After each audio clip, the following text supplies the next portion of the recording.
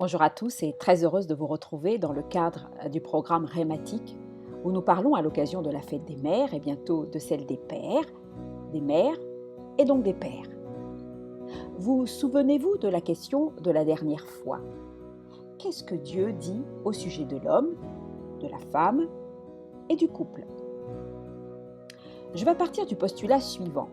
Selon 1 Timothée 4, verset 4 et Proverbe 16, verset 4, il est dit globalement que tout ce que Dieu conçoit est bon et parfait, et a un but. Regardons de plus près. Après que Dieu ait béni sa création, il lui a assigné une injonction, celle d'être féconde, de se multiplier et de remplir la terre.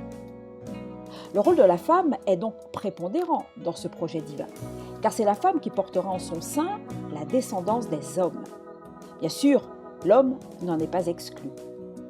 Dieu a donc désiré donner vie à des êtres vivants, dont le premier s'appelle Adama.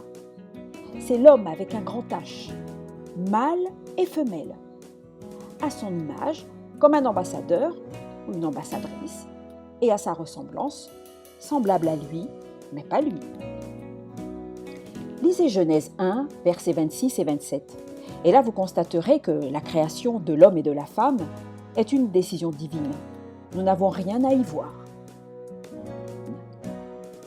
Puis, il les fait cohabiter, hommes et femmes, ensemble, dans un écosystème, appelé en grec oikos, qui veut dire maison, afin de répondre à cette injonction, mais pas que, bien sûr. Dans cette maison, Dieu veut y mettre un homme et une femme, un père et une mère. On peut donc en déduire que seul l'homme, le mâle, n'est pas suffisant.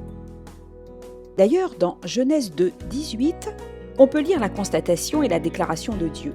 « Il n'est pas bon que l'homme soit seul, je lui ferai une aide semblable à lui. » Dieu a donc prévu une aide à l'homme.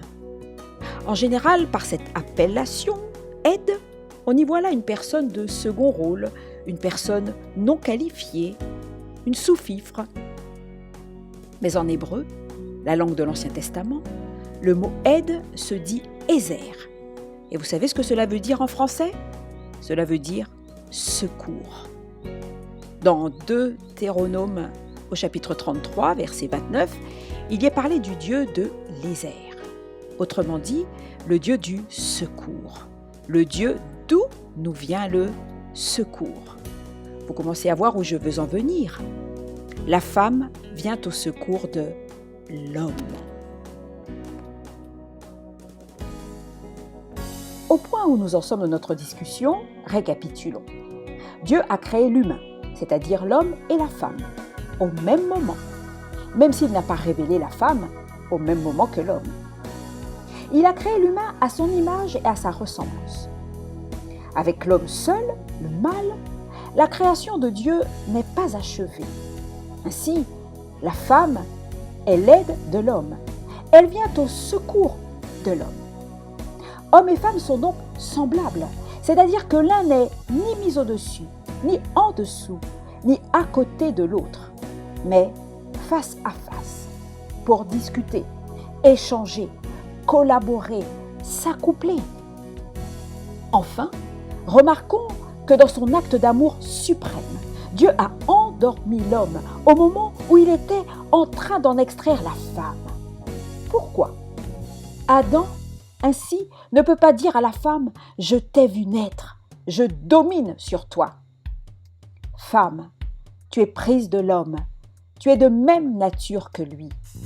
Donc homme et femme sont de fait égaux.